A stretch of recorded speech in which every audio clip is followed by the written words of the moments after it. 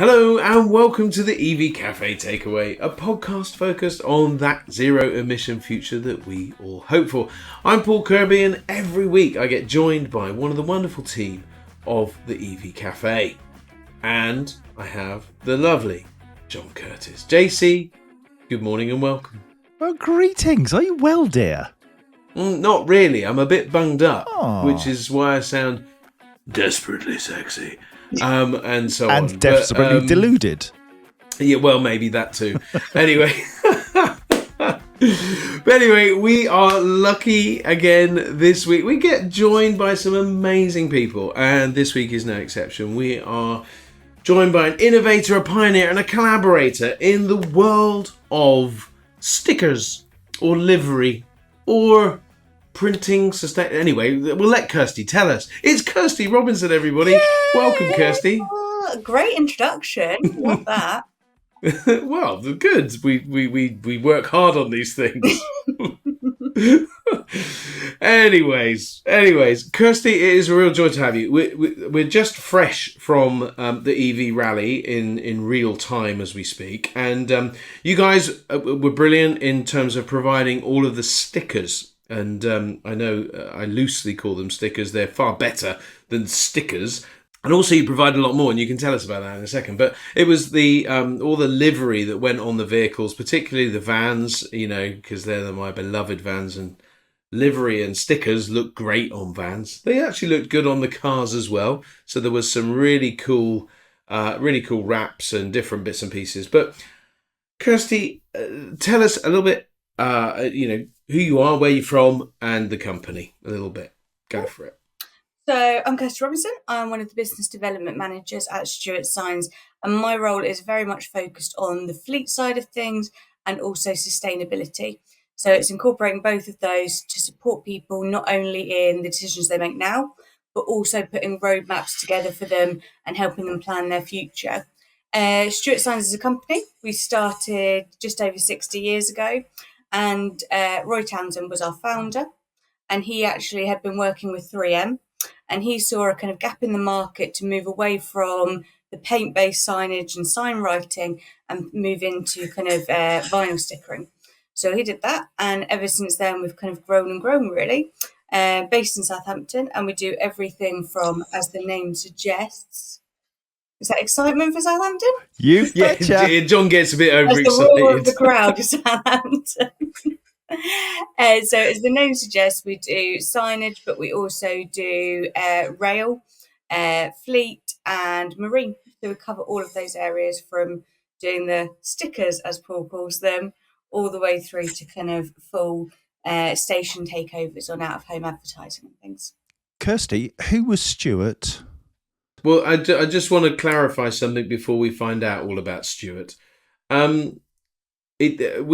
would call them in the trade livery and graphics. Let's not demean what you do by stickers, because they are very good stickers. But graphics, and wraps and things that go all around a vehicle or a train or a bus or everything. It's pretty comprehensive, and having been down to see the factory, it is quite impressive, and we can talk more about that later. But, John, your question. So, my question as to wait, so that you can undo the damage you've done by causing offence to our guest in calling them stickers. I see. Yes. I understand how this is going to roll. Kirsty, who's Stewart? So Stewart was the father-in-law of Roy Townsend, who is our founder, and basically he put the money up. So he provided the money to start Stewart Signs, and therefore had the business named after him. Wow, isn't that interesting? And we do know who is this Stewart fellow? No interest still? So the Stewart family, nothing to do with the business anymore? No, that was his first name. So his first name was Stewart. With a W? Yeah. Oh, wow. Okay, cool. So, you talked about sustainability an awful lot, and I'm fascinated to understand why you bother, because let's be honest, you could just be chucking up any old wrap onto a vehicle, and as long as you do it professionally, people are going to clap their hands and say, fabulous, well done, looks beautiful. Why does sustainability matter to Stewart Signs? Well, it's always been kind of one of our key areas that we focus on. And the reason for it is mainly because we believe it's doing the right thing.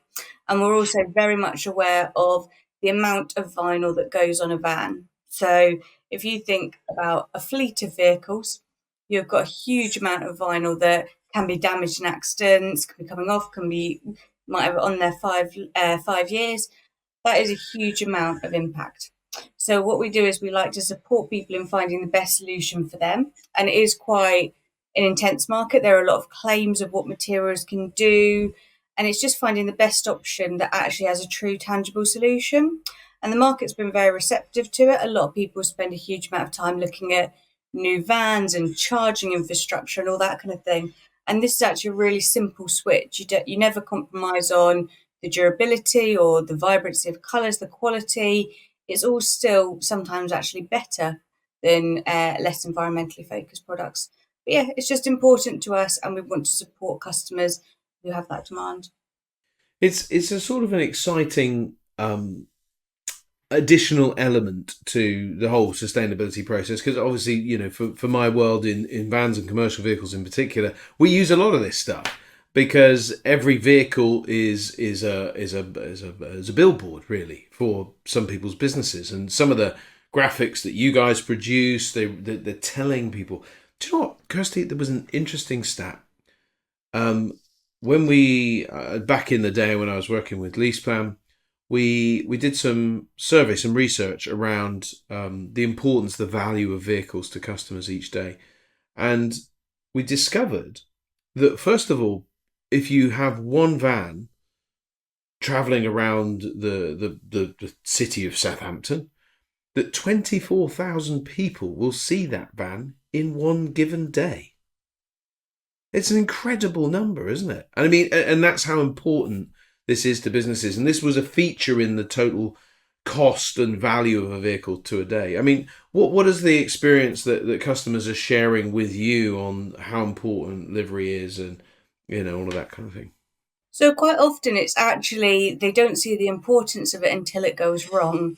So it can be very damaging to their brand if they have a vehicle that's potentially missing a panel of graphics or the colours have faded. So we look at that side of thing to make sure that their brand is always staying kind of prominent and up to the high standards. And also the continuity is a big thing for us. I mean, we've had some companies where they've said, I've just looked out the window and I've got 10 vans and they're all a completely different colour of blue. So basically, what it does is it kind of makes sure that if your vehicle is in Edinburgh, if your vehicle is in Exeter, we're making sure that that brand colour is the same throughout. So Brilliant. you talked about damaged elements of a vehicle. So we know that when there's an accident, you might get a wing that's damaged, or you might get a door that's damaged. And I wonder, I seem to recall you talking to me once about being able to almost predict which panels on a vehicle are likely to get damaged, if they're going to be damaged at all, and the impact that has in terms of cost and rewrapping and making the thing back to how it should be. Have you done anything as a business to sort of formalise that and provide that information and make it easier for fleet managers to be able to get their graphics where they need to be? And if damage does occur, it doesn't damage their brand. Yeah, so it's part of our kind of waste management thing. So helping people reduce waste and also reduce their vehicle off-road time. We have an accident repair portal. And when we get a design, what we do is we break it into individual elements. So you're not having to replace the entire side of a vehicle. You might just be replacing a small part. So on that portal, what you can do is you can log in, you can order the part you need, and it can arrive at the body shop ready to go. So there's not a gap where the vehicle's been repaired and then, oh, right, hang on a minute, we're going to need another couple of days to get this reliveried. It all comes together in the same place. And what you can do as well is it gives analytics, the portal. So what we're able to identify is key areas that maybe have a lot of damage. So you could say, right, hang on, the driver's side rear wheel arch, we are constantly replacing that. Number one, what that can identify is, hang on a minute, maybe we need to do some driver training. Maybe we need to look at what's going on there. Is there a problem of people not able to see that? Maybe we could It might be changing the mirror. It might be moving something on the vehicle. It might be a really silly thing like we had it where a customer was taking out their ladder and always putting it on the side of the vehicle. So we were always replacing a certain part of the design. And through our analytics, we're able to say, well, hang on a minute, what's going on here?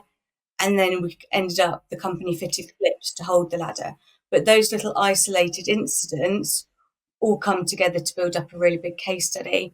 And we can also learn on the design side of things. So it might be that the vehicle has a swoosh along the side, and we're always replacing A swoosh. a swoosh. What Technical. swoosh? A swoosh. A swoosh.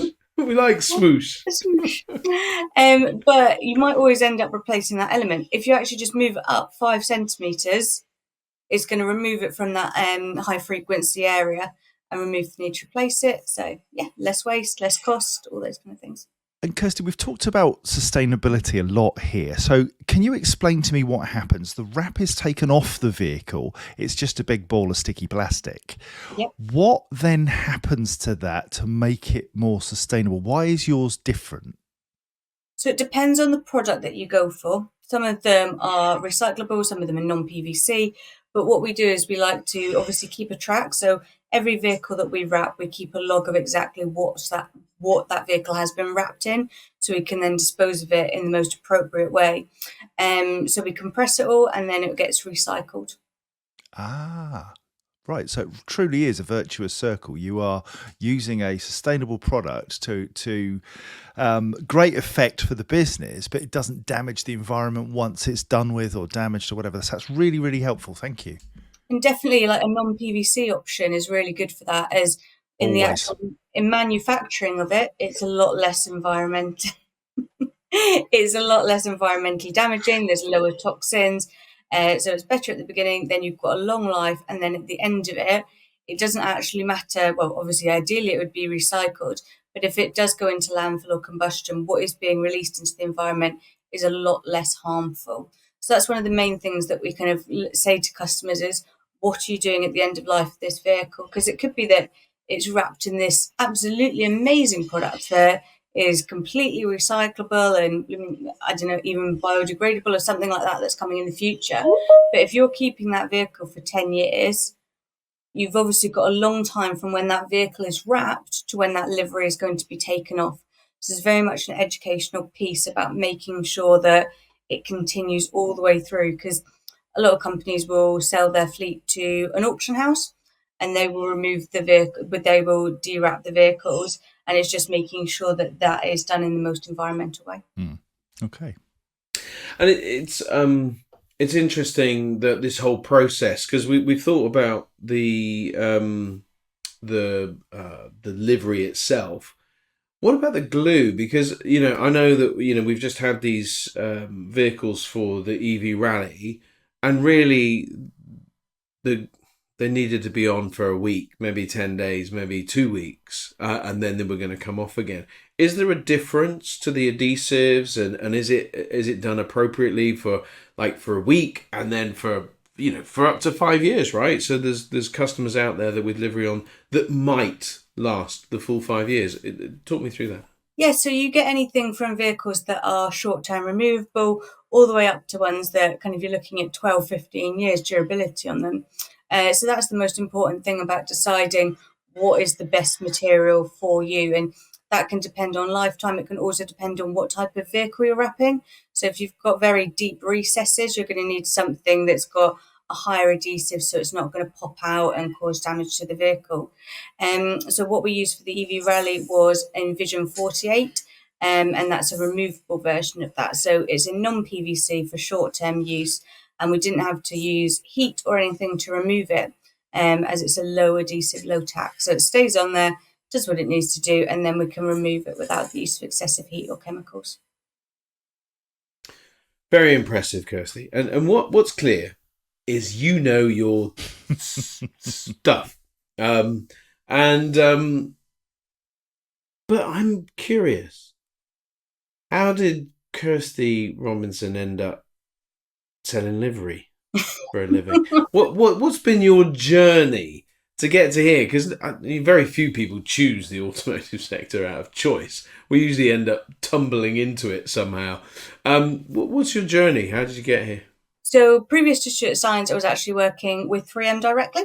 So I was one of their kind of salespeople and supported accounts, including Stewart Signs, to be honest. So I kind of really got my bearings there and found out about it. And there I was looking at everything from Dynoc, which is an environmentally focused interior solution, the livery side of it, signage, colour change for vehicles. But I actually really found the fleet side of things incredibly interesting. And it's one of those you're driving down the motorway and you see all these vans with branding and you don't really even think about it. And then you actually understand more about the industry and it's like, oh, hang on a minute, there's a huge impact that this can have. So, yeah, it's been a bit of a one change from 3M into Stewart Signs, but Stewart Signs are a platinum partner of 3M. So it's been, they're very aligned with their goals and also on the sustainability side of things. If I may, before I let John jump in, because I know he'll want to.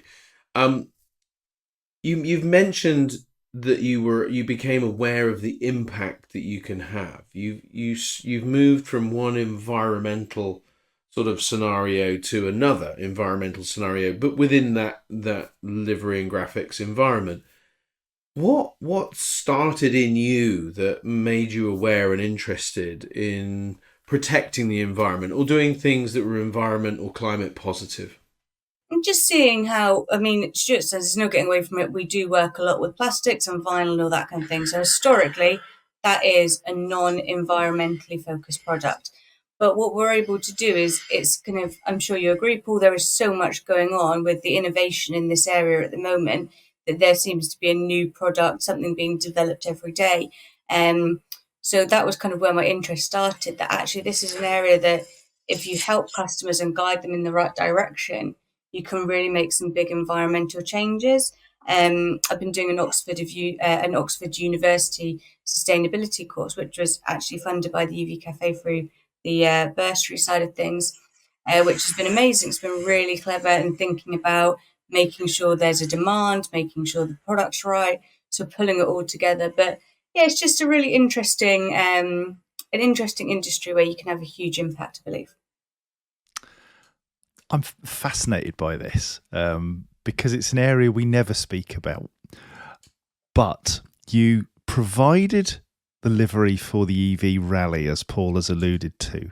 What else have you done? Can you name names? What are you really proud of having delivered for Stewart Signs? Is there any big names in there? So we're actually about to post today about an Avanti project we've done, so the West Coast Rail, and that is their new environmentally focused train. So it's all about, I don't know the ins and outs of it because I'm not in rail, but check out the post later. But we've wrapped that in Envision. So that's another thing where you think about a train, you think about the number of carriages, you think about the amount of vinyl that's needed there. It's a really key way that we can do it. We work with BT. So we've worked with BT for over 30 years now. We look after the entirety of their fleet and they are very sustainably focused. So the accident repair side of thing, that's a really big important area for them. So making sure that we work with the body shops, work with everybody to make sure that their vehicles are back on the road as soon as possible and looking good. We work with Amazon. So we work with them all across Europe. We're doing some stuff in Mexico at the moment, I believe. So yeah, we've got some really big names, but there's no kind of work with anybody that's looking to make the vans look good, basically. Yeah, but what that does is it gives a huge amount of reassurance that you are a trusted partner for massive organisations. BT, I used to work there. I was there when the first new logo came out way back when. The first phone was invented. Honestly, yeah, it's that long ago. And I know that there was such pride around how that vehicle looked. Because it was so different and it's a hugely important area. What's the focus going forward? So you've got all these big customers that are coming to you and saying, look after our entire fleet. How do you then focus on particular things that you want to achieve? Is it just anybody will do, or do they have to fit with your ethos? No, they definitely have to fit with our ethos. We are all about kind of making sure that it's a roadmap. I mean, it does sound really cheesy, but it is very much a kind of journey with Stewart Signs in that we think about what are you doing now, what have you got coming up in the next year, what's your plan for the next 5 years with your fleet. So we can just make sure that we're giving really bespoke advice on products that are coming out. There are some really exciting new things. There's a short-term vinyl that is made out of corn. So it's something that's new coming to the market, and that will fit into the environmental side of things. So it's completely bio-based. But we know that that's not going to be right for every client. So it's identifying what their needs are, what they want to achieve, and then kind of fitting in the best solutions for them. So yeah, with Stewart Signs, it's all about the quality. We give warranties. It's all about getting it right the first time round and making it look good. I love that idea of corn-based wrap in the sun, baking, and it just goes pop, pop, pop, pop, pop, pop, pop. And Interactive wraps. You can eat Just them. have a little nibble in the corner. Oh, dear. Oh my goodness. But so, Kirsty, I mean, this has been some journey, and it does seem like that there is a real onward trajectory.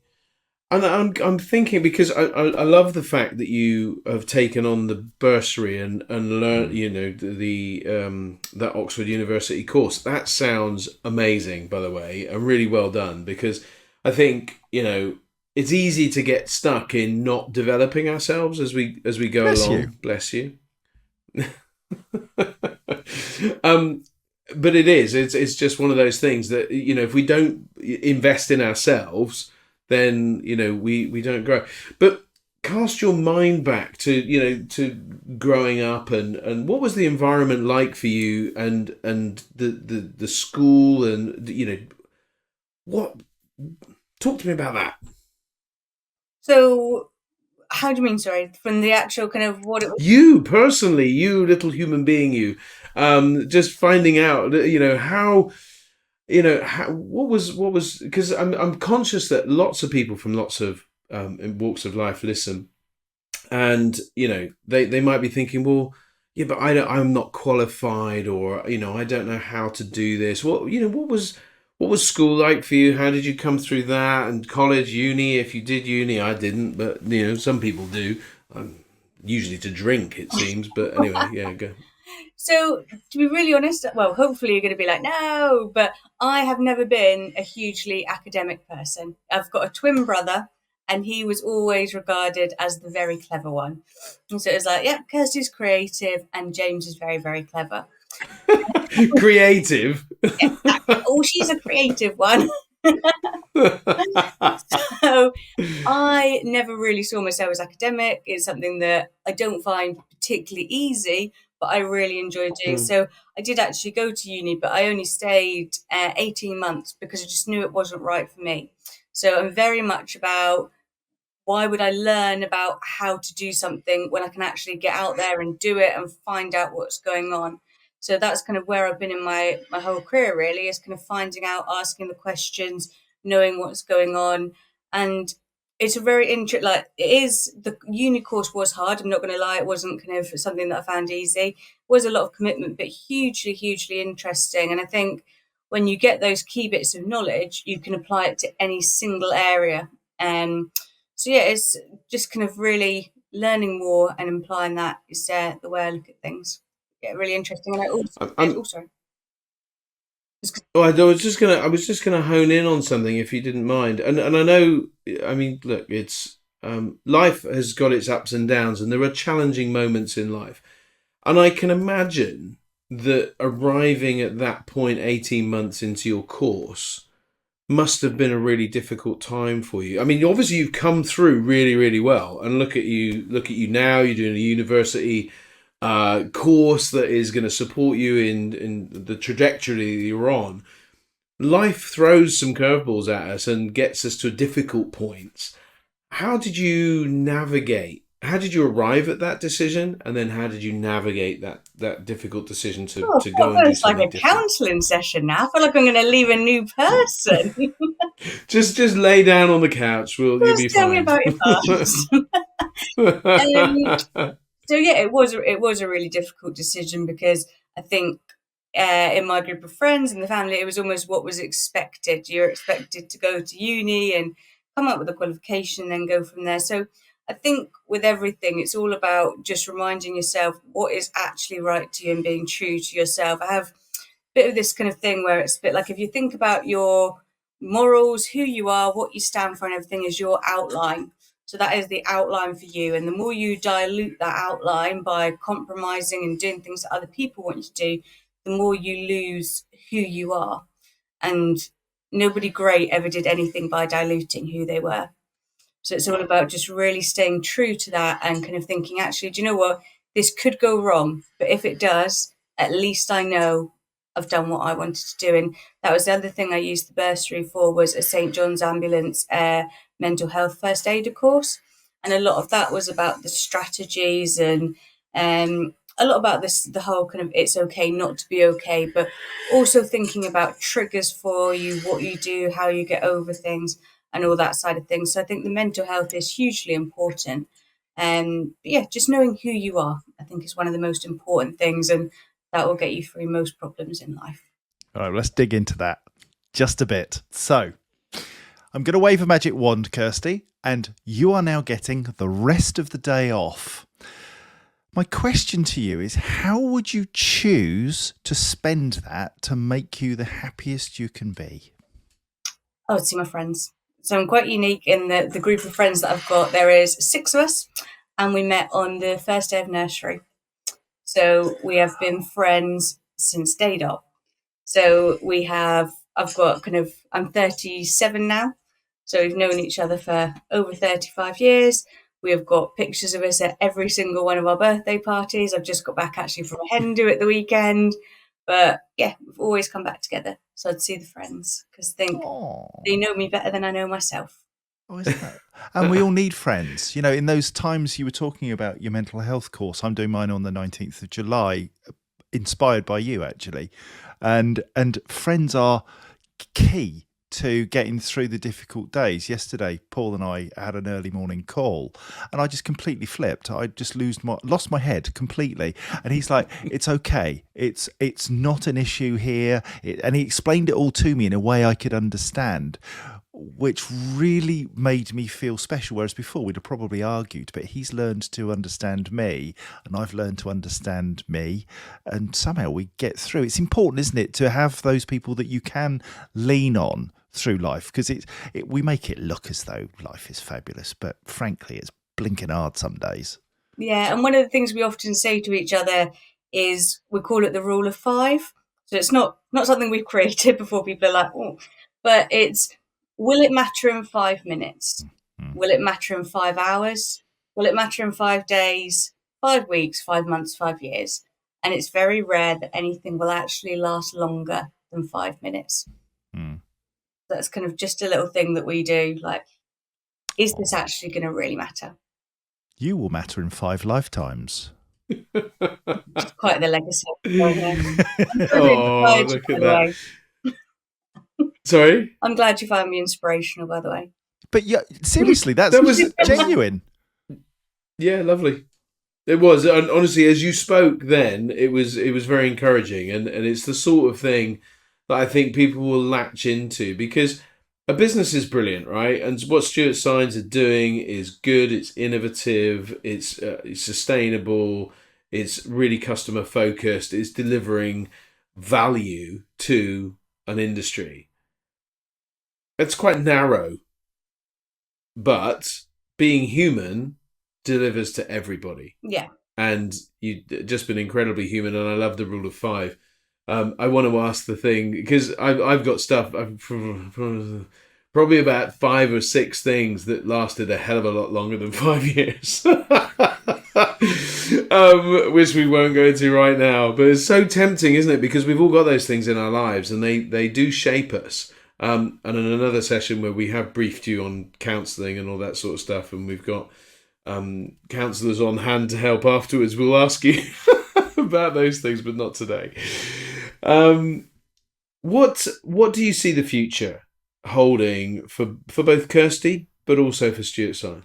I think there's going to be a big push towards technology, so moving towards kind of the VR, the 3D side.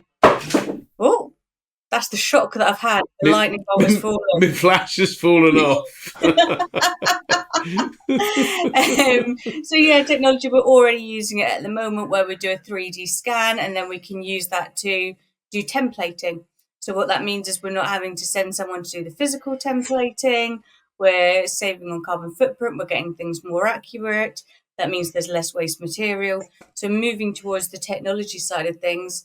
And for myself, I think kind of long future at Stewart Signs, I hope. So really pushing forward on the sustainability and how we approach business, a lot of those new innovations that are coming forward, pushing those out into the market, and really the educational piece. That's a lot of what Stewart Signs do. We're not kind of get this product, it's going to be perfect for you.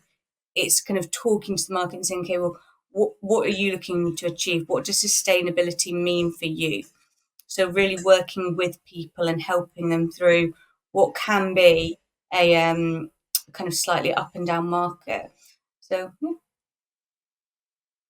So I was really fortunate to come, as I say, to Stewart Signs some while ago, and spend a day or some hours with you guys, and I had a good tour of the factory, saw some of the original kind of ways of doing things, the screen printing and all that kind of stuff. And then we also got to see the other end of the spectrum, the AI, well, not the AI, so it's not AI really, it's virtual reality, isn't it? The virtual reality. And I had a look around and I put stickers on, and I mean, you know, it was a really cool feature, and it really is, it does make that difference, doesn't it? To use technology in a way that is beneficial, both sustainably, but also just, you know, it saves time, doesn't it? And Yeah. headaches and heartaches. And you can also, it's very good for customers who are thinking of maybe doing a rebrand or just changing things up with their livery. You can actually have that vehicle in front of you and you can move the graphics and reposition things. And then you can look at it, walk around the vehicle and say, well, actually, does this look right? Or hang on a minute, is that not going to sit perfectly there? Let's move it. Before you actually commit to wrapping that vehicle and potentially wrapping a number of vehicles, it makes sure that you're getting that design 100% how you want it. You can be there as a group saying, well, actually, hang on a minute, what if we make that logo a little bit smaller? And what if we move this? And then we can learn from the analytics and say, well, actually, where you've got element A, let's just move that slightly. So from the very, very beginning, you're starting off with something that is going to have less damage repair graphics and things like that. So yeah, it's all about kind of almost that preventative side of things, as well as seeing what it's going to look like, making sure that it's really going to work for you. You salespeople, you business development people work to targets, and you push hard to achieve success. What does success look like for Kirsty Robinson? Good question. I So yes, there is kind of obviously the target side of things, but what I get the most kind of feeling of success and the most positivity from is actually those slightly more challenging ones where I've spoken to somebody with a fleet of vehicles and they say, "Oh no, we're all sorted. We've got this livery. We're using this material." And you actually start to push and say, well, okay, what happens with this? What happens with this area? What happens at the end of life? How are you sorting out this area? And there's almost a kind of penny that you actually see drop when you're talking to them, and like, yeah, actually, maybe you're right. This isn't the most sustainable option. Or you get companies who are saying, yeah, we spent thousands, sometimes millions of pounds investing in moving our fleet over to electric vehicles. We're all sorted for the sustainability. And it's like, well, let's just take that back a step. You're all sorted for sustainability, but you're still wrapping them in a product that only it might have a short lifetime. So you need to think like, if you're going to have that vehicle on the road for 8 years, why are you using a product that has got a 4-year durability? So you're going to need to replace it twice. Maybe let's look at something slightly higher spec that's going to be on there for the whole time. So that kind of, I'd say changing people's mind, but kind of educating them and then actually looking at the product at the end and saying, this is where we started and this is where we are now. And it looks amazing, it's being environmentally friendly. And we've also got a really kind of strategic roadmap of where we want to be in the future and where we want to take you. So let's assume that you're able to get that fleet manager to say, yeah, come on then, you've got what I need. Do you, as a human being, celebrate success, or do you just go, great, got that, now what? And you move on to the next one? You have to celebrate success. It's like, I work in sales, so it's not this kind of picture perfect. Everybody's like, yeah, this is great. Let's use Stewart Signs. So you celebrate the successes and do that with the team at Stewart. So we're very much from the people in the studio to the people that do the production. It's very much a kind of family atmosphere. We're trying to get everybody to come together. So celebrate it with them, celebrate it as the sales team, and and learn from it as well. I think if you celebrate something, then you take the time to actually look at it and be like, well, actually, this was amazing. Why was it amazing? And what can we learn from this? So, all about the celebrations. That's good to hear. I'm curious because you're obviously quite competitive. You like a challenge, it seems. Yes. And you enjoy that sort of. Sorry. Yes, you saw me at the bowling. Yeah, that's very true. That's very true. Where did that come from? I mean, because obviously you're a twin. Is that something come from having to fight for a little bit of attention? I mean, I'm not saying that in a sort of diva-ish kind of way, but is that is that where it's come from? Do you think? To be honest, no. So me and my twin he is completely the opposite of me, very, very chilled. My parents got him tested because they thought he might be deaf as a child, because I would just steal things and push him over and he'd just sit there very like, So they thought, maybe just get this one checked. But no, I think it's actually from a part of me that always wants to do better.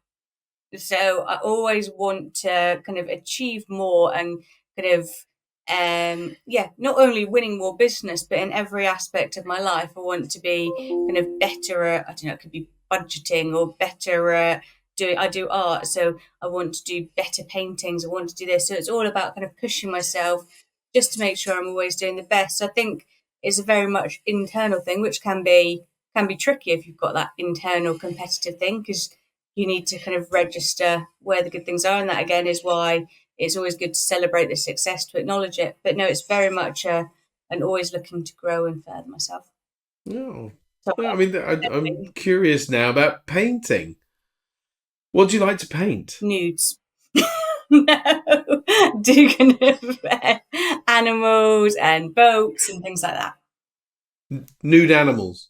They're always nude. They never wear clothes. In boats. Nude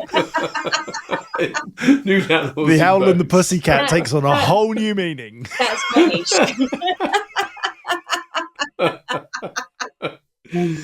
No. Very good. Well, hopefully, Kirsty, one day we'll get to see some of this art. That would be fabulous. It's not got any on the wall behind you, no? No, it's very disappointing. Sadly not. We've got animals. Send me pictures. I'll do them. Yeah. Wow, you don't get an offer like that every day. That's it. Puss will be on her way. 20 minutes a day. The one time that I completely switch off, do a little sketch. Well, you live and learn, eh? Didn't know that about you. But isn't that good? Is that so? You do every day 20 minutes? Yeah. Almost like a meditation. Yeah, it's the only thing I do where I'm completely absorbed in that. So, yeah, Paul goes out and kisses a van for 20 minutes every day.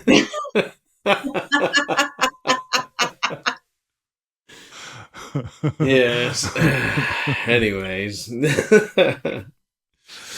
Which will be the lucky van today? Particular fan of the Maxus. Iveco, yum. Oh dear. Well, listen, Kirsty, it's been fabulous to get to know a little bit about Stewart Signs and also a lovely little bit about you too. And great to understand your journey, that being a twin, coming up into uni, finding that that's not the journey that you wanted to go on. There was a new way, but that's brought you to a very, very solid and stable place, and wanting to kick on for Stewart Signs, but kick on for Kirsty Robinson too. We're thrilled that the EV Cafe have been able to be a part of that journey in both the university course and the mental health course, a course I've done myself as well. Incredibly helpful, incredibly useful. And thank you for being human for us, because I think that people can really engage to that and see the human side of the people within businesses like Stewart Signs, and what makes them everything that they are. So thank you, Kirsty. John, any final thoughts? Yeah. What's come through is a very confident person who really knows her stuff. And Kirsty and I have known each other for a while. And I think it's fair to say, Kirsty, that there are days when you lack the self-belief that we've seen today. And what I love about you is that you are vulnerable enough to say, I'm not feeling it today, but that you are professional enough to pick yourself up by your bootstraps and give a really great account of yourself. And I would ask people to, shout out about Kirsty, share the podcast, because she's one of the most authentic people I know. If it's going well, she parties like heck. If it's going in a different direction and it's tough, she recognises that, but just keeps moving forward, sideways, sometimes backwards, but keeps moving. And I think that is the inspiration that you are. So thank you for that. On that point, obviously, I did the mental health first aider course with the bursary from you guys. So just would like to extend that to the EV Cafe audience, everything. Kind of, if anybody is struggling and they just want to talk or they want some advice, please just reach out to me. It's completely separate to Stuart, so I'm not going to be like, okay, I've given you some support, now let's talk about your livery. Completely separate. But if anybody, I think it's really important that people do talk. So honestly, feel free to connect with me, send me an email, whatever you need. I'll support anybody in any way I can. Oh, that's brilliant. Bless you. And a great way to end, because at the EV Cafe, as has been evidenced, we are all about mental health and being positive. We began in that very difficult time of COVID, and we're still here 4 years on. Goodness knows how, but we are. And it's because I think we've got that focus on the human. And business comes from humans.